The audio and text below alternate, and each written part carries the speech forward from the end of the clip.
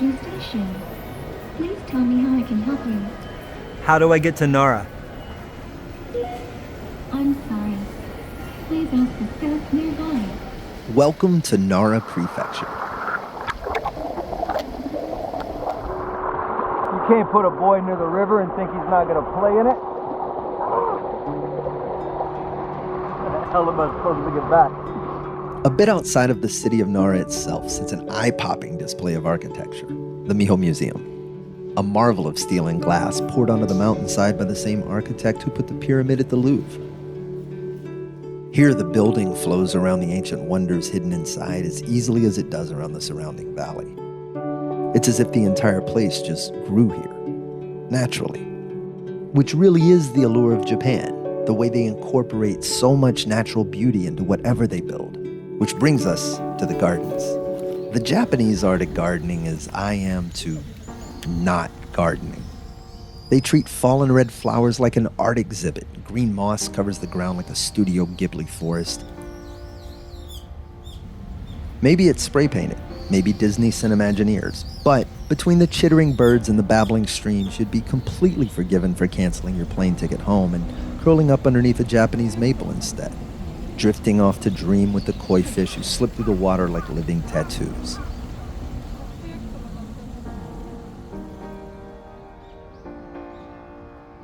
Reddit and Instagram and Lonely Planet are all full of opinions on what to do when you visit a country, but few suggestions will compare to the immaculately curated Murao Art Forest on a perfect spring day.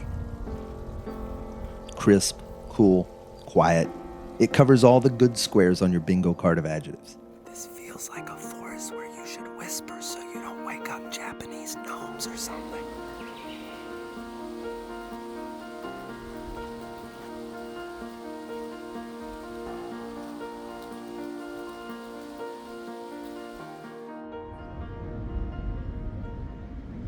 I wonder if this ant knows he's in Japan.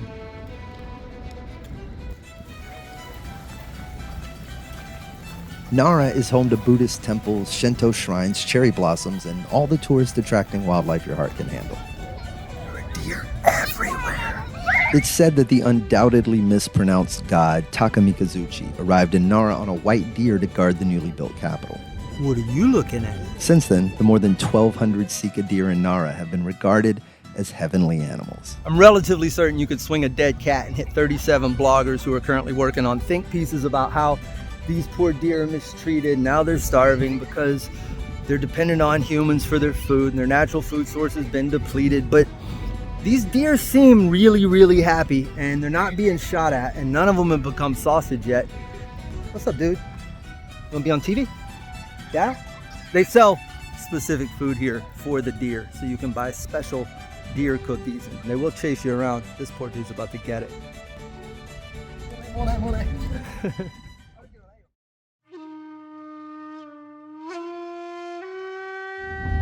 High in the mountains of Tokushima, you can find both beauty and relaxation.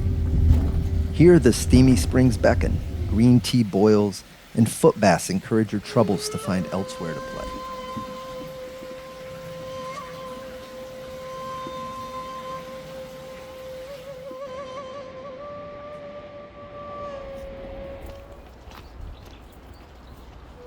The lush green valley rises up on both sides of the gently winding river, and the misty mountains play host to more cherry blossoms and calls from that golden bird in the Ghosts of Tsushima video game. As waterfalls barrel through the forest, you can indulge in ayu, or river trout, a simple fish coated in salt, roasted over graying embers. It reminds me of growing up at my grandmother's house, where if you didn't choke on a fish bone at least once a weekend, you weren't really trying. You can complete the adventure by crossing an old vine bridge draped over the landscape like a string of Christmas lights. Think about that.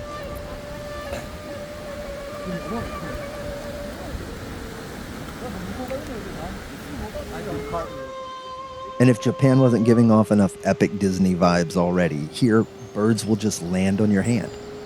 A gentle reminder that more things are in harmony than not.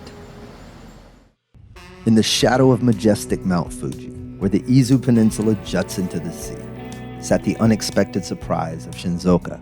It was supposed to be a waypoint on the way to Kyoto, but you never know what you'll find if you're simply open. Every corner held new, fascinating people. A search for a restaurant turned into an afternoon with a potter, whose wife cooked us lunch while his creations danced in observance. Recognizing we were on foot, he punctuated the hospitality with a personal ride back to the train station. Then, along the rocky beach of Suruga Bay, Romi's Inn was just as welcoming. The siren song of celebrating locals lured me in not as a patron, but as a passerby. Nevertheless, the hospitality was the same. It didn't take long before Romy, the owner, was pouring tequila shots, and a banquet of fresh fish and snails and seaweed made its way to the table. Soon, me and my new friends were pouring drinks for each other and sharing stories in both broken Japanese and English. Wine kudasai. What does that mean? It's wine. Wine. More wine. Yeah. Wine, kudasai. Wine. No. Nishi, say hello. You're not getting out of this. Hello, my friend Slade.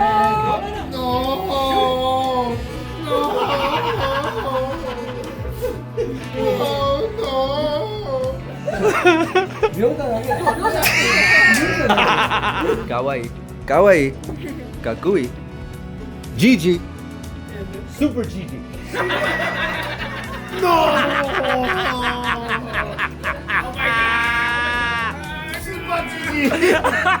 It's about as good as it gets.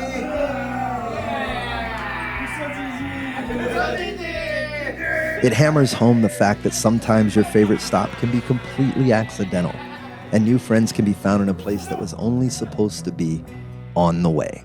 My friend.